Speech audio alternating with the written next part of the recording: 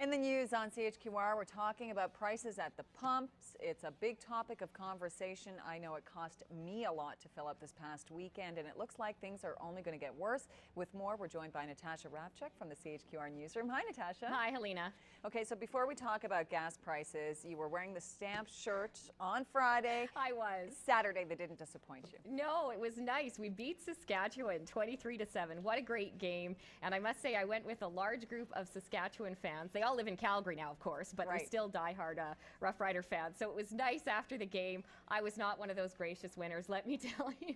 Well, no, and you know what? You've been waiting for a while to be not a very gracious winner. Yeah, it ended a 3-game losing skid for the Stamps, and Montreal's here next Saturday, so I'm hoping it will continue. And did you have a long weekend? I think you actually hit the road, didn't you? Yeah, I certainly did. Went out to Banff. It was beautiful. I know in Canmore that the Folk Fest was going on there. It was very busy, and of course the Skins, playing golf in Banff. People were in town for that, so it was very, very busy.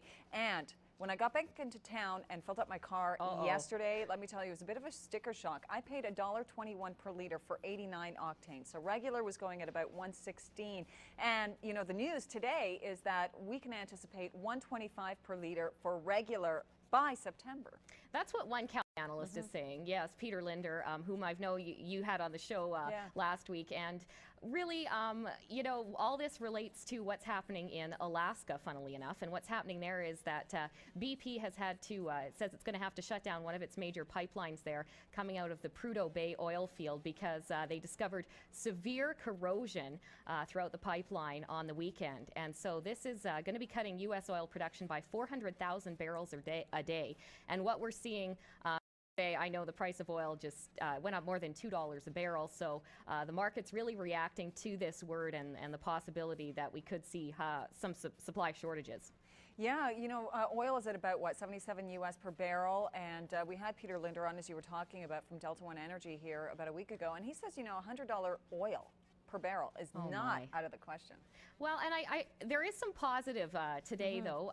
First of all, the price of oil not jumping as much today as it was on Monday, but we spoke today with Michael Irvin, who's with the firm MJ Irvin and Associates, and what they do is they look at gas prices right across the country, and he's saying that what we're seeing, you know, right now is a bit of an overreaction, and he doesn't think that.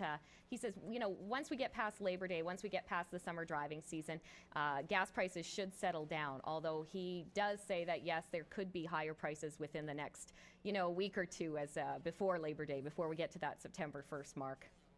Yeah, and one of the issues as well I was reading is that in the States, you know, they talk a lot about refineries playing a role in this as well. But one of the interesting things is that when the price of oil actually drops, you don't see that immediate reaction or drop at the pumps. So there is a bit of a lag, and that money is going somewhere. I know there's all kinds of, you know, arguments. The Competition Bureau has been looking at this. Some people are saying, yeah, okay, there's a little bit of price fixing going on. Others are saying not. You and I, you know, we sort of chatted about this as well.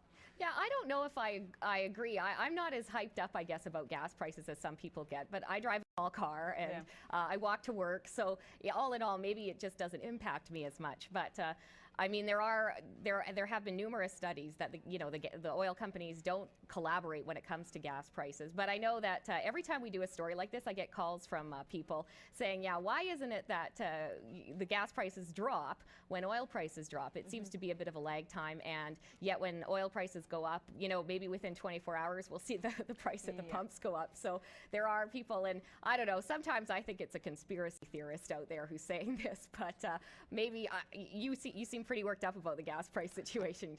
Well, you know, to me, I understand people, especially, and I'm a moderate driver, so it's gone from, say, maybe $45 to fill up my tank to about $80.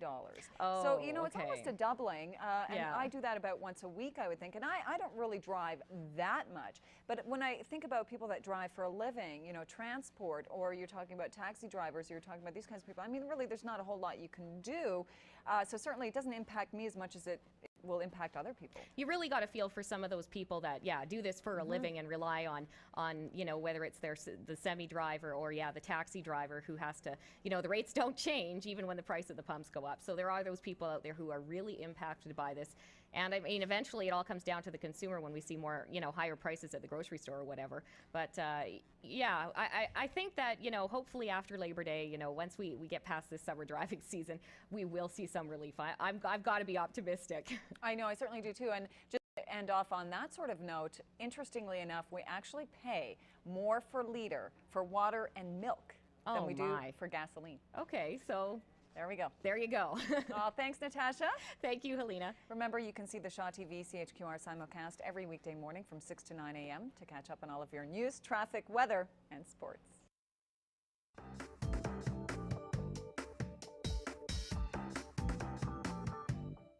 Well, it certainly was a beautiful long weekend, and we've got a short work week for many. Temperatures in the low 30s today, and it changes thereafter. With more on what we can expect over the next few days, we're joined by Miles McIntosh with Environment Canada. Hi, Miles. Hello, Helena.